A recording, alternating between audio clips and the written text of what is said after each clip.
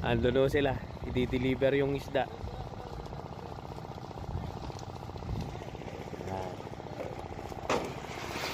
Yan, ayos lang to. Ang ganda ng kilatis ng tilapia, oh. Araw-araw, oh, isda ang trabaho namin. Kaya lagi kami nasa bukid talaga. Teamwork na trabaho to, pasa-pasa. Ito yung tinatawag na pag wala kang release. Mano-mano ang pasahan natin. Kaya malaking tulong ho yung release na bakal minsan sa harbesan namin. Ayan.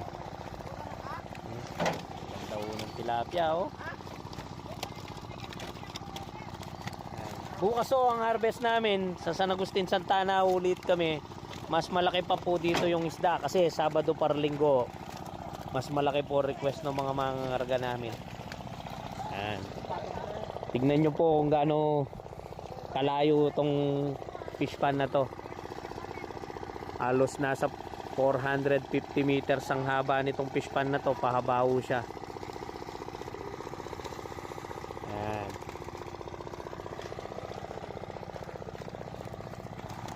Ano? Ayos tong ganda ng tilapia, oh. Ilan yung tray natin pinanghakot, pre? Ilan na dadala nung isa? Dalawang motor kayo? Isa lang. Talagang isang tray lang ang deliver, no? Isang tray lang. Ay, isang motor lang. Oh, sige. Sige. Medyo wala ko kami talaga anong tray. Ayun pa, meron pang isang tray doon, no? Mga tray doon.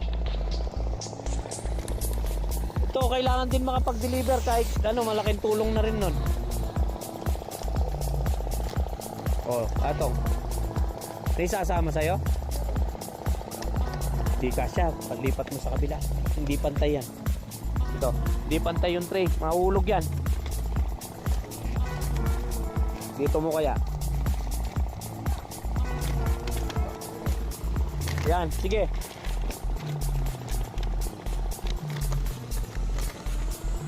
Di kasya. Yun, oh, nalak.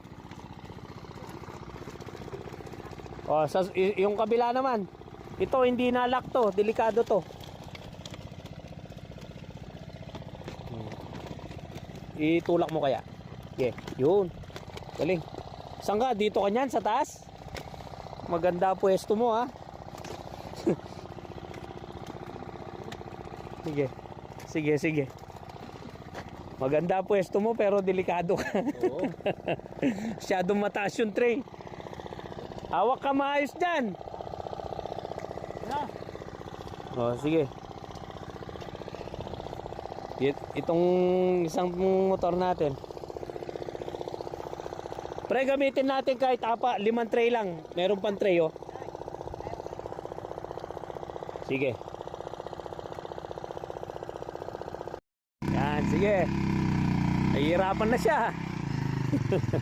Tatalang ka, boy. Yan. Ihatid dulo dun mismo sa sementado. Go, go, go.